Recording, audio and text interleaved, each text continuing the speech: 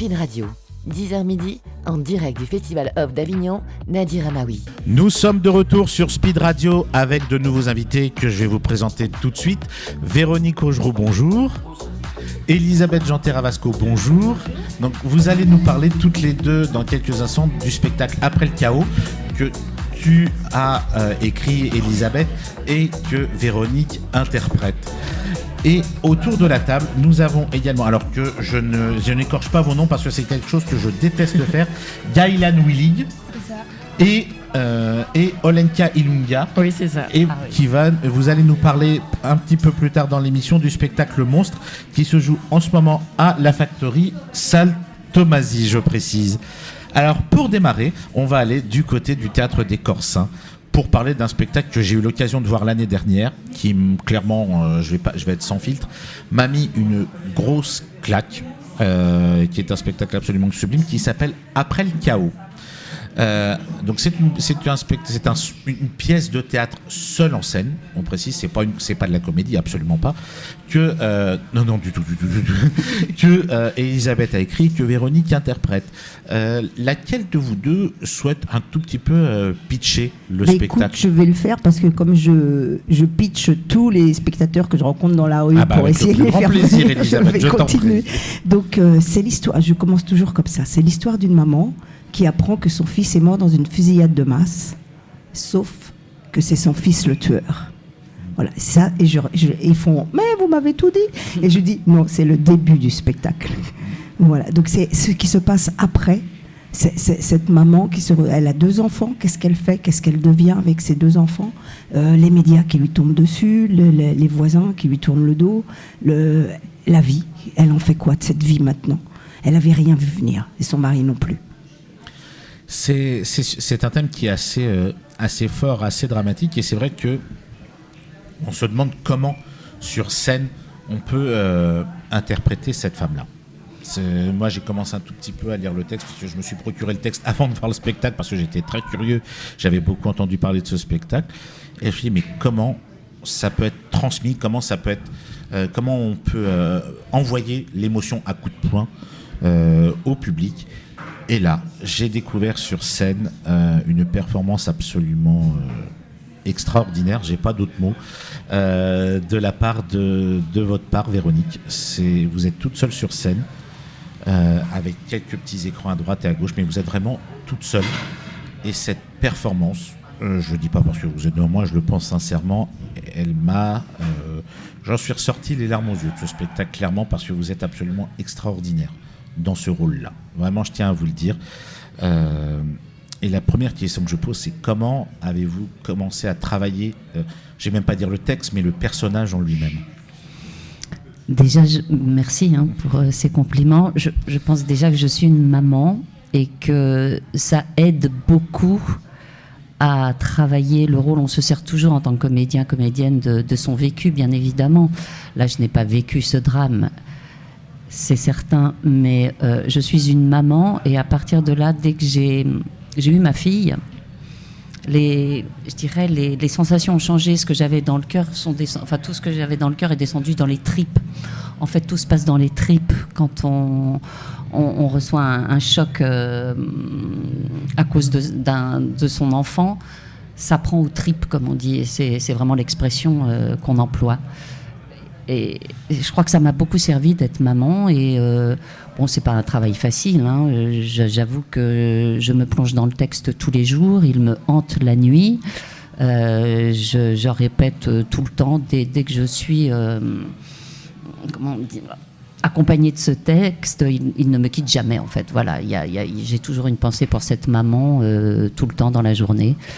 Et voilà. Mais je dirais c'est un seul en scène et pas seul en scène parce que la musique m'aide beaucoup. Elle est étrange. Donc moi, ça me met déjà dans un état avant d'entrer en scène. Il y a la musique est signée Avant l'aube. La vidéo est signée Fanny Jantet. Et ça représente des choses assez abstraites. Donc, est-ce que c'est ce qui se passe dans la tête de cette femme? Toute la mise en scène est épurée. Donc tout ça, en fait, ce vide, je crois que ça m'aide aussi à travailler le personnage et puis la belle écoute du public, parce que c'est un témoignage de cette maman et je m'adresse directement au public de temps à autre et je ne sais pas si je les mets mal à l'aise ou pas, mais en tout cas, je sens qu'il y a un échange profond entre nous, quoi. Donc être seul, pas vraiment en fait. C'est vrai que lorsqu'on regarde un peu les écrans qu'il y a autour, je me suis posé la même question. Est-ce que c'est ce qui se passe dans la tête de cette femme où en fait tout se vide? Là, elle vient de vivre un drame absolument, enfin un double drame absolument éprouvant. Son fils est mort dans une fusillade et il est l'auteur de cette fusillade. Donc en fait, c'est tout son monde qui s'écroule totalement et on a l'impression que c'est en fait son monde qu'on voit autour de nous. C'est ce qui reste de son monde. Il n'y a plus que de la fumée, il n'y a plus que des cendres, il n'y a plus que du vide. Exactement, vous avez tout compris. Voilà, et même, quand je dis que c'est un drame contemporain, c'est une tragédie contemporaine, j'ai voulu, avec l'accord de mon metteur en scène Stéphane Dora, être pieds nus sur scène, être habillé maintenant en noir pour vraiment jouer comme une tragédie moderne, quoi. Et je m'ancre dans le sol avec mes petits pieds, voilà. Et c'est cette femme qui a encore, voilà, les pieds qui essaient de s'ancrer, mais la terre ne lui appartient même plus non plus. Elle n'a plus rien. Tout ce qui est fit, voilà, elle n'est plus rien. La seule chose qui la raccroche encore un tout petit peu à la vie, c'est ce qui reste, je dis bien ce qui reste de sa famille après ce drame. Il lui reste 2 enfants, effectivement, voilà. Mais elle se pose aussi des questions quant à leur avenir, puisqu'elle-même, elle est rejetée par la société. Elle passe par le déni, la culpabilité. Qu'est-ce qu'elle n'a pas vu venir? Mais qu'est-ce qu'il voulait? Une maman... Vous savez, j'en reviens toujours là. Hein. Une maman, quand on a un enfant, on se pose un jour ou l'autre, même si on pense bien l'éduquer, bien l'élever, on pense évidemment au fait, pourvu qu'il ne fasse pas ou qu'elle ne fasse pas de mauvaises rencontres. Et puis un jour, on lâche les enfants, ils sont libres de faire ce qu'ils veulent, mais voilà, c'est compliqué en fait d'avoir un enfant dans cette société qui nous rejette assez facilement. Je sais pas, tu veux peut-être rajouter. Oui, c'était aussi le but, c'était de parler de ce drame, mais aussi d'agrandir, d'ouvrir vers tous les enfants marginaux, vers tous les gens marginaux qui sont en dehors de la société, qui ne rentrent pas dans les rails. Quand j'ai tracté tout à l'heure, je suis tombée sur une dame qui me disait, c'est vrai en fait, quand on a des enfants, on peut leur offrir un amour inconditionnel, mais on ne peut pas leur offrir une sûreté inconditionnelle. Non, bien sûr, voilà. Et c'était vraiment, comme dit Véro, on se sert, moi évidemment ce drame ne m'est pas arrivé, et heureusement, mais on se sert de tout ce qui nous arrive, de tout ce qui... des choses de la vie, des erreurs de la vie pour... Comment on fait quand on est hors norme, quand on est marginal, je ne sais plus. En tout cas, Elisabeth parlait l'autre jour, elle a employé une expression que j'aime beaucoup. À la fin du spectacle, quelqu'un lui a dit un jour qu'il en ressortait avec un supplément d'âme. Ah, c'est magnifique. Et si voilà, ça pouvait déjà faire avancer un petit peu les choses, c'est bien. Oui, c'est ce que je dis tout le temps aussi, c'est que à force de mettre, parce que c'est un sujet dur et qui parfois fait peur aux gens, fait peur à, ils disent oh, c'est trop lourd, c'est trop compliqué, mais à force de mettre les choses importantes sous le tapis, on n'avance pas. La preuve, là on vient de sortir du chaos, mais on ne sait jamais où on va. Et parler, dire, ça permet aussi d'aider ces gens-là. Bien sûr. Mais moi, ce que je rebondis sur ce que tu viens de dire, Elisabeth. Oui, mais le sujet est dur et tout. Le théâtre n'est pas fait que pour être comique. Je suis désolé, on ne va pas voir un spectacle que pour rire. On a envie d'être touché, on a envie de se reconnaître dans certains des personnages. Ce qui est le cas dans Après le chaos, je pense que toutes les mères de famille peuvent très bien se reconnaître dans l'histoire de cette femme, même tout ce qu'elle raconte autour de son fils qui est la victime et le bourreau également, et de ses enfants. N'importe qui peut se reconnaître dans ces personnages. Pour moi, c'est l'essence même du théâtre, que l'on arrive à se reconnaître dans les personnages que l'on voit sur scène, que ce soit dans le classique ou dans le contemporain. Donc entendre que non, je vais pas aller voir ce spectacle parce que le thème est dur, et je sais pas si ça vous est déjà arrivé à vous sur Monstre, vous pouvez réagir comme vous le souhaitez, mais moi ce genre de réflexion, je vais pas dire ça me saoule, mais ça me stupéfait, parce que le théâtre, on n'y va pas pour rire, on y va pour être touché. Et là, on peut être que touché. Moi, j'ai dit, j'en suis ressorti, mais avec une paire de claques en pleine gueule de ce spectacle. Par le texte, par la mise en scène, par la performance de Véronique. Et oui, on n'en rit pas, mais parce qu'il n'y a absolument pas à rire. On peut que reconnaître ça peut être des bribes de nos vies comme des gens qui nous entourent. C'est ça aussi le but du théâtre, c'est aussi de se reconnaître et de reconnaître ce qu'il y a autour de nous. Et il faut reconnaître que dans la vie et notre société maintenant, on entend les choses, mais on ne les écoute pas. Et on ne veut plus les voir aussi. On ferme les yeux, on se met des œillères. Et ça, c'est quelque chose pour lequel qui m'énerve un tout petit peu. Donc c'est pour ça qu'on écrit et qu'on essaie d'en parler. Moi je peux que conseiller aux gens d'aller voir ce spectacle parce que même après l'avoir vu, moi je le trouve absolument sublime. Pour l'histoire, j'ai rencontré Elisabeth plusieurs mois après le Festival d'Avignon à Paris. Première chose que j'ai dit, c'est mais j'ai vu votre spectacle à Avignon, il est magnifique. Il est magnifique et il mériterait de revenir parce qu'il avait fait avant Avignon l'année dernière quelques dates à Paris. Si ma mémoire est bonne, je crois que c'est au studio Héberto. Absolument. C'est un spectacle qui mérite vraiment de revenir à Paris parce que il peut être, pour moi, c'est le type de spectacle qui est nécessaire. C'est un spectacle sur lequel on peut même faire, comme certaines compagnies qu'on a reçues ici le font, même faire un bord public après ce spectacle pour discuter du thème, parce que c'est un thème qui est très intéressant avec les adultes comme avec les plus jeunes. On peut en parler. Il faut en parler d'ailleurs, c'est ce qu'il faut. Donc c'est le type de spectacle que moi je considère comme étant nécessaire à voir, à faire découvrir à Paris, comme en tournée d'ailleurs. Je m'arrête à Paris parce que je suis un petit peu chauvin, je suis un petit peu parisien pour le coup. Mais voilà, c'est un spectacle qui mériterait d'aller loin parce que il nous permet. Ça c'est pas mal ce que j'allais dire. Il nous permet d'aller loin dans l'âme humaine. C'est magnifique, voilà. Merci. Tu peux la noter, Elisabeth. Je la note et je pense que je vais faire tout le tractage de la journée en pensant à toi. Je te l'offre. Il y a juste une chose que je voudrais rajouter, c'est que Véronique est beaucoup trop modeste, mais le spectacle, je l'ai écrit pour elle. Le texte, je l'ai écrit en l'entendant. Et je savais que je pouvais faire tout ce que je voulais en tant qu'autrice, parce que je savais qu'elle avait les pleins et les déliés et l'humanité pour le redonner. Et c'est aussi ça la force de ce spectacle. Ah mais c'est la force du spectacle, c'est la force de ton écrit, mais c'est surtout en effet la force d'interprétation. Je ne veux même pas utiliser le terme interprétation, c'est l'incarnation. De Véronique, de ce personnage qui est un personnage très fort, qui n'a même pas de nom d'ailleurs, elle n'a pas de nom je crois. Il y a deux seuls personnages qui ont des noms, c'est les personnages qui leur ont tourné le dos. Parce que c'est universel, parce que c'est la mère, parce que c'est les enfants. Je conseille vraiment à tout le monde d'aller voir ce magnifique spectacle qui s'appelle Après le chaos. Même vous, les filles de monstres, je me demande si vous n'avez pas un peu... Si, vous avez le temps. Puisque ça se joue au Théâtre Décor, c'est à 15h05. Et vous jouez à 17h35. Je pense que vous avez un petit peu de marge pour aller le voir. Tenez, je vous offre le petit fly. Une petite question, Véronique, parce que je vois sur votre petite tenue, vous abordez un petit badge dont j'entends beaucoup parler ces derniers temps.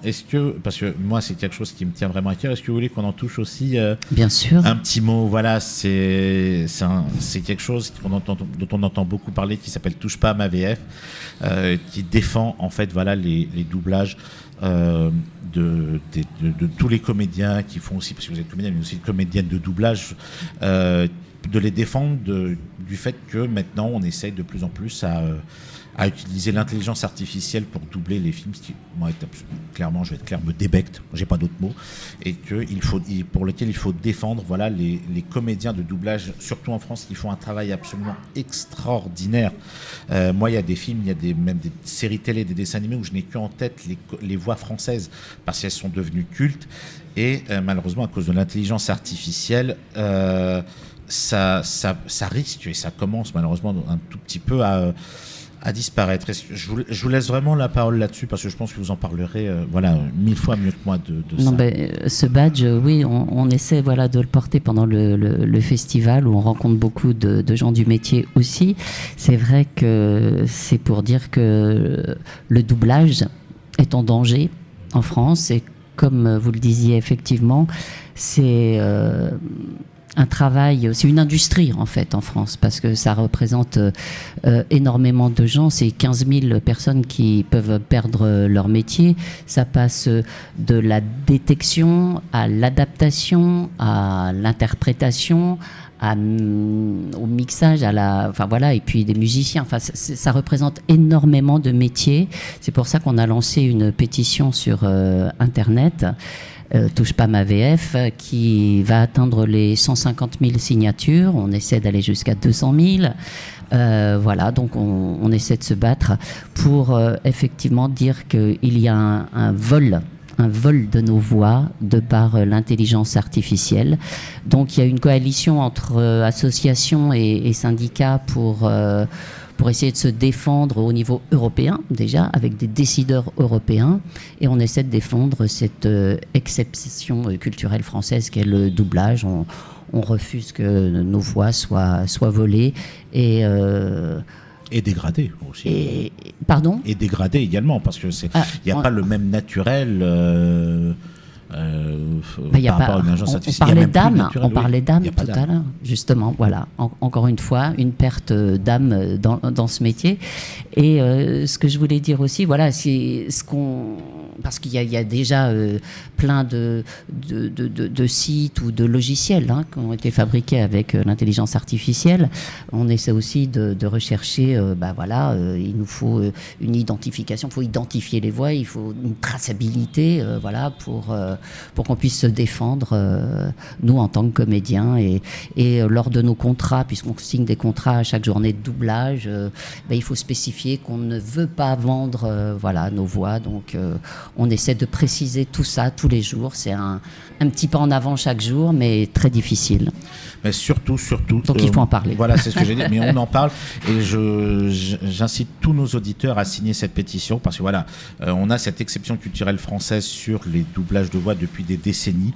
Il ne faut pas laisser l'intelligence artificielle voler cette magie du travail. On va marquer une courte pause musicale et je rappelle le jeu concours Speed Radio. Vous pouvez gagner un iPhone 15 en répondant à cette question. Après les 9 ou 12 coups du brigadier, combien reste-t-il de coups à frapper ? Première réponse 3, deuxième réponse 9. Ça commence à se dissiper à côté, attention les filles. Envoyez Speed au 7 14 15 et le tirage au sort aura lieu le 21 juillet à 20h. On marque une courte pause musicale. À tout de suite. Speed Radio, 10h midi, en direct du Festival Off d'Avignon, Nadir Amaoui. Nous sommes de retour en direct sur Speed Radio, toujours accompagné de Yailan Willig et de Olenka Ilunga. Je me suis pas trompé sur les noms, non, ça va. Qui viennent nous parler de Monstres qui se jouent à la Factory Saltomasi. Et nous ont rejoint Alex Gang et Lily Markov, c'est le matin, je suis pas encore réveillé, qui vont nous parler eux ensuite de C'est que du bonheur qui se joue en ce moment au Théâtre du Coin de la Lune. Donc Lily et Alex, bonjour, merci de vous être joints à nous pour parler de ce très très beau spectacle dont on en a déjà beaucoup entendu parler ici sur Speed Radio. Mais on va d'abord commencer sur Monstres. Alors, laquelle de vous deux entre Yailan et Olenka va nous pitcher un petit peu le spectacle? Mais ça va être moi. Ah, alors Alors Monstres, c'est l'histoire de 4 comédiens, 4 meilleurs amis qui sortent d'école nationale de théâtre. Et Noé, le metteur en scène, décide du coup de faire une réécriture d'une pièce de Simone Schwarzbart, qui est, pour ceux qui ne connaissent pas, une autrice guadeloupéenne. Et c'est une pièce qui se passe en Haïti. Et donc il décide de faire une réécriture de cette pièce. Et donc on parle un peu de la légitimité de raconter l'histoire d'une autre personne. Et on pose ces questions-là de est-ce que tout le monde peut tout raconter et est-ce que tout le monde peut tout jouer ? Parce que pour ceux qui ne le savent pas, Noé est un comédien qui a 20 ans et qui est blanc. Et voilà, ça traite un peu du sujet de l'appropriation culturelle et de comment faire pour si on veut raconter l'histoire d'un autre, comment bien le faire aussi. Et aussi, une fois qu'on a soulevé ces questions pendant la création, comment aller au bout de la pièce et comment avancer à partir de ça. Et aussi comment parfois on est touché par des histoires, des cultures qui ne sont pas les nôtres et c'est inexplicable et on a ce besoin, parce que Noé c'est ça, c'est un besoin de raconter cette histoire de cette femme noire. Et j'ai juste aussi rajouté que c'est 4 meilleures amies, mais justement cette question-là va créer des tensions dans le groupe parce que tout le monde n'est pas d'accord justement. Et chaque personnage a vraiment un point de vue et des convictions très fortes qui vont faire qu'à un moment donné, ça va peut-être pas très très bien se passer. Que l'amitié peut vaciller face à certains sujets. Oui, exactement. Alors, on rappelle que c'est une pièce de Elisa Sidbon Kendall que tu as commis en scène, Yaëlan, avec elle. Et toi, Olenka, sur scène, tu es accompagné de Bonnie Charles, Jacques-Noël Delgado et Kerwan Normand. Oui. Est-ce que avant ce spectacle, vous connaissiez déjà un peu tous ou Pas du tout. Alors, vous êtes rencontrés dans les rues d'Avignon, en fait. Un spectacle, oui. Moi je connaissais Bonnie, avec qui j'ai fait une école, du coup j'étais au cours Florent avec elle en 2e année, et Elisa était assistante de notre prof cette année-là, et donc elle a repéré Bonnie à ce moment-là, et moi je suis juste venue par hasard. En fait il y a eu une grosse réécriture de la pièce, et donc là la pièce est toute neuve, mais à l'origine Elisa a commencé à écrire le texte en 2000, je vais dire une bêtise, mais c'était il y a 3 ans je crois. Et avant le Covid, quoi. Ou pendant le Covid même. Ouais, c'était à sa sortie de Florent. Et du coup, Bonnie, j'étais venue voir une répétition à ce moment-là. Et du coup, c'est comme ça qu'on s'est rencontrés avec Elisa et qu'on a commencé à réfléchir, à travailler ensemble sur une nouvelle version de la pièce. Donc il y a eu aussi un nouveau casting avec tous ces comédiens qu'on ne connaissait pas. Et après, j'allais poser une question, elle est un petit peu bébête, mais je pense que, même pour l'équipe, que c'est que du bonheur, la réponse je l'ai déjà. Est-ce que vous vous êtes bien entendu dès le départ avec toute l'équipe du spectacle? Et là, j'attends juste un jour, il y en a un qui va me dire « Non, on peut pas se quitter, mais on fait Avignon pendant un mois ensemble ». Ouais, si, on s'est très bien entendu. Effectivement, comme disait Gaylan, elle se connaissait déjà avec Bonnie et Elisa. Kerwan et Jacques Joël se connaissaient aussi parce qu'ils ont fait tous les deux l'ENSAT, mais à des années d'écart. Et il y avait juste moi qui débarquais, qui connaissait personne. Mais quand même, t'as vu la lumière, t'es rentré. Mais quand même, ça a été. Non, c'est nous qui sommes venus te chercher en plus. Mais ça a été très fort parce qu'on a commencé par une résidence. Donc on a commencé par une semaine très intense où on était vraiment tous ensemble. Enfin, on a commencé les séances de travail par une résidence. Donc on a commencé à être une semaine collés les uns aux autres. C'est vrai. Donc voilà. Et donc vous avez commencé à jouer le spectacle depuis le 29 juin. Comment le public réagit à cette histoire? Il se reconnaît le plus dans lequel des personnages de cette histoire? Et c'est ça qui est intéressant avec cette pièce, c'est que en fait on emmène le public à différents endroits, et il y a un endroit où on navigue un peu le public, c'est-à-dire que chaque personnage, il n'y a pas vraiment de... Tout le monde a un peu raison et tout le monde a un peu tort dans cette pièce. C'est-à-dire qu'on fait on fait croire au public qu'en fait c'est ce personnage qui a raison de son histoire, des arguments qu'il avance. Et en fait, très vite, on a le point de vue de l'autre. Et en fait, c'est un peu ça qui se passe tout au long de la pièce, c'est qu'on change de point de vue constamment. Et c'est très intéressant parce qu'on a le public, ça change vachement en fonction des soirs, je trouve.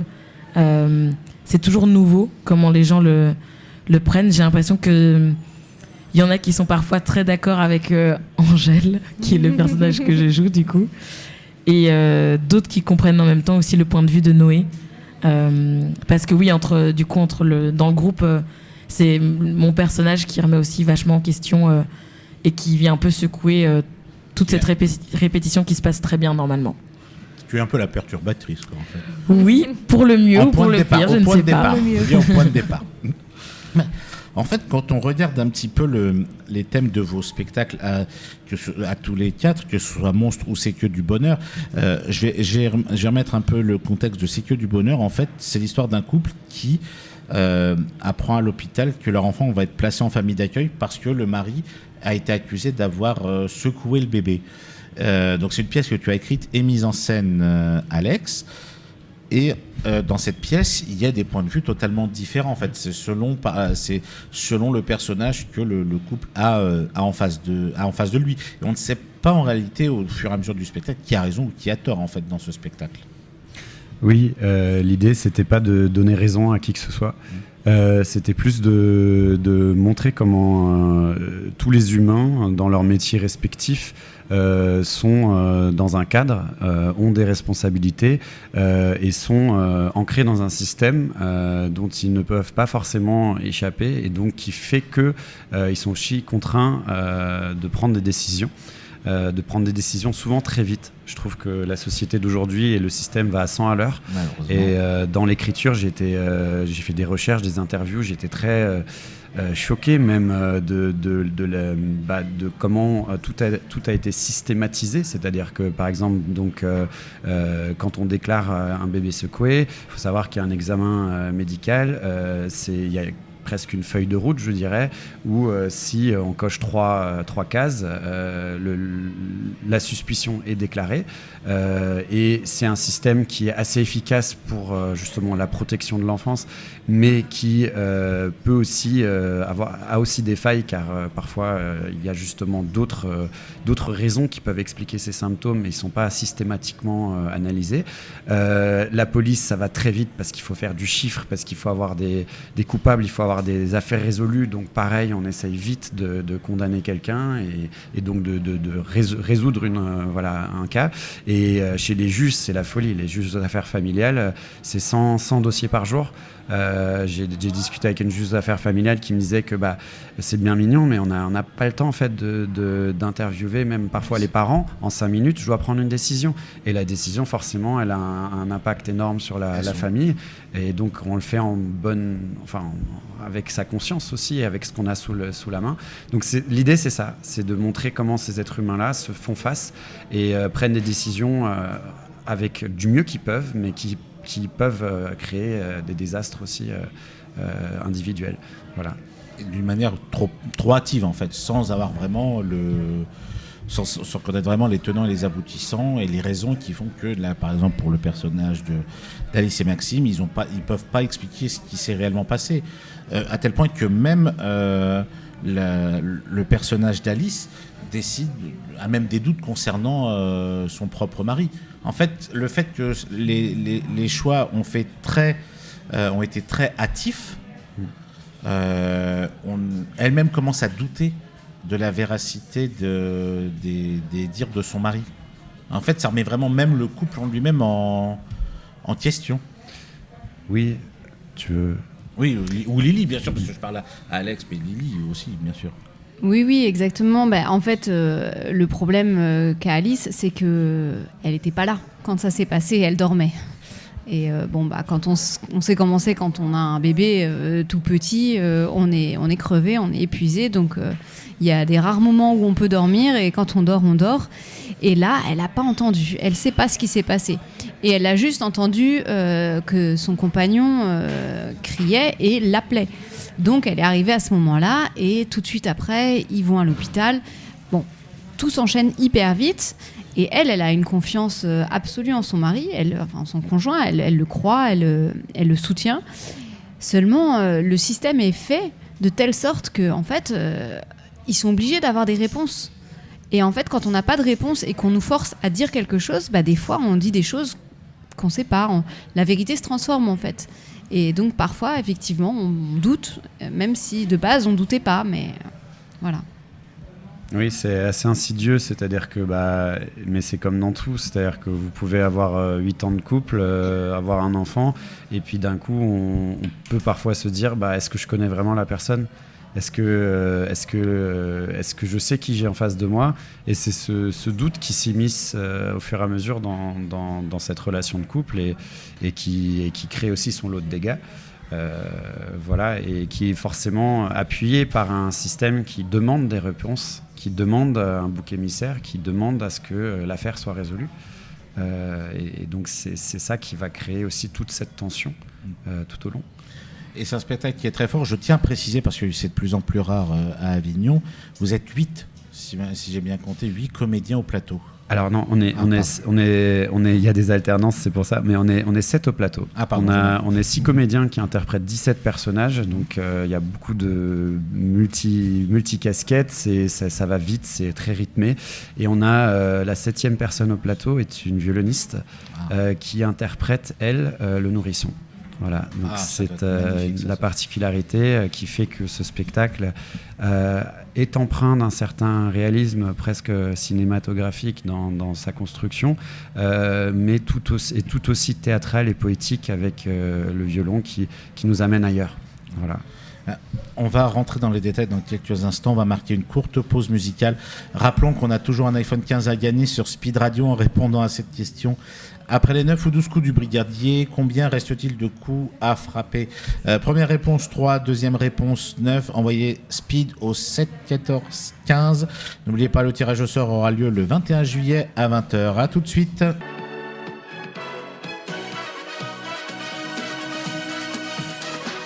Speed Radio, 10h midi, en direct du Festival Off d'Avignon, Nadir Amaoui. Nous sommes de retour pour les dernières minutes de cette émission matinale, toujours accompagnés de Yailan Willig, Olenka Ilinka, Lily Markov et Alex Gang qui nous parlent respectivement des spectacles monstres qui se jouent à la Factory et de C'est que du bonheur qui se jouent au coin de la Lune. En vous écoutant un peu parler de vos spectacles respectifs, j'ai l'impression qu'il y a beaucoup de similitudes, et même en antenne on échangeait un petit peu, mais oui, on parle en antenne, on reste pas figé. Il y a quelques similitudes entre vos spectacles, on en parlait un tout petit peu juste avant la pause musicale. Il y a ces histoires de point de vue, parce qu'en fait dans votre spectacle à vous, c'est vraiment le point de vue de chacun que l'on voit par rapport à cette histoire de comment dire, sans utiliser un terme qui pourrait être raté, je peux en dire aussi, la légitimité à interpréter quelqu'un qui n'est pas, voilà, à qui on ne correspond absolument pas. Et vous, dans C'est que du bonheur, c'est vraiment le point de vue de tous les personnages que rencontrent Alice et Maxime qui fait que, est-ce qu'ils ont, oula vache, ça démarre mal, ça démarre mal cette dernière minute, qui commencent eux-mêmes aussi à avoir des doutes. Et justement, lorsque les spectateurs sont sortis de vos spectacles respectifs, donc là on en a parlé pour Monstre, là on va en parler sur C'est que du bonheur, sur quel prisme ils voient cette histoire de couple et cette histoire d'enfant ? Lily ou Alex ? Vas-y. Alors, sous quel prisme généralement, il voit beaucoup de choses dans ce spectacle. Il trouve que c'est très dense, que ça aborde beaucoup de sujets, car il y a aussi, on parle de légitimité à se sentir parent, et on parle aussi des rapports justement de paternité, de maternité. Donc il y a une grande densité. Généralement, c'est pour ça que c'est aussi difficile quand on est dans la rue de tracter pour ce spectacle, parce que beaucoup de gens nous ont dit, vous nous en avez parlé, ça nous a donné envie, mais ça ne rend pas justice à ce qu'on a finalement vu, qui est bien au-delà, et c'est-à-dire que dans sa densité. Souvent, c'est ce qu'on nous redit, c'est la surprise de voir tant de choses en si peu de temps, beaucoup de thèmes abordés. Donc que ce soit de l'intimité du couple ou du système et de ses personnages, et qui vont dans tous les sens, donc aussi de découvrir finalement l'univers médical, juridique, policier. Donc tout ça s'entremêle, et il y a aussi une histoire secondaire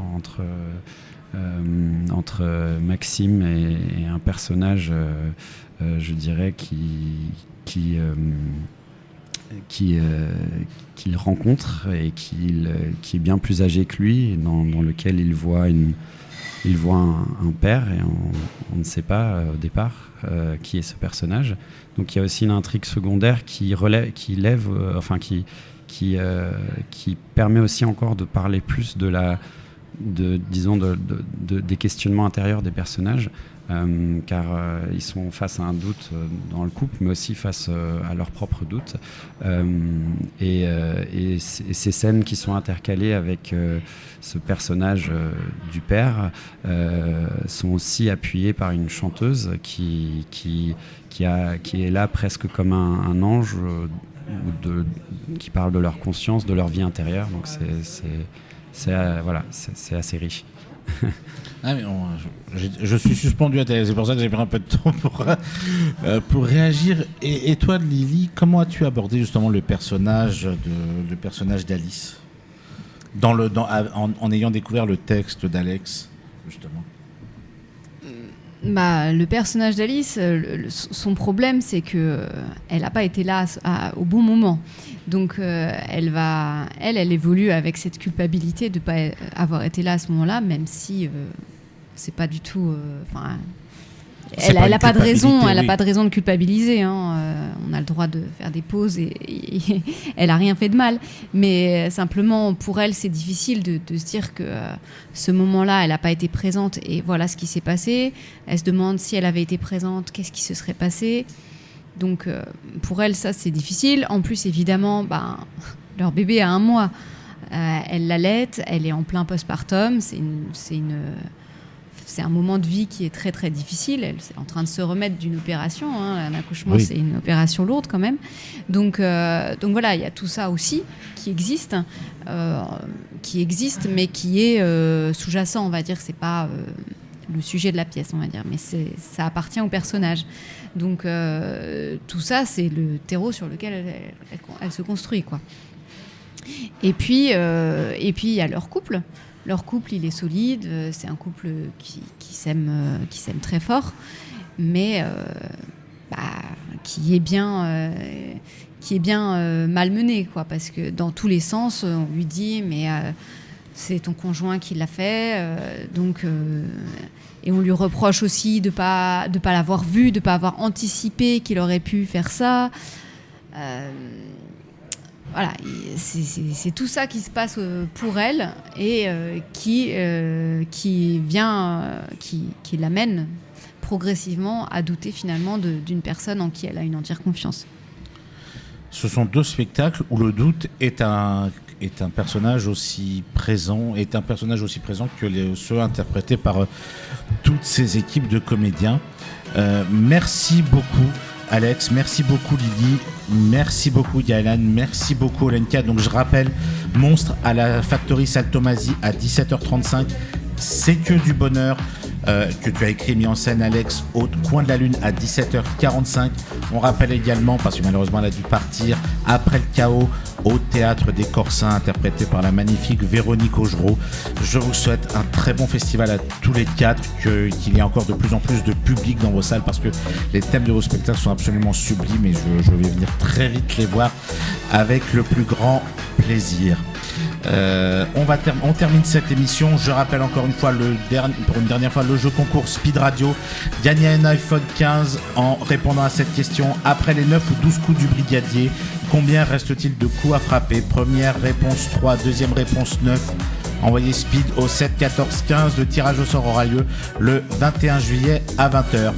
Quant à nous, on se retrouve très prochainement avec de nouveaux invités. D'ici là, je vous souhaite une agréable journée à tous. Bonne journée, au revoir.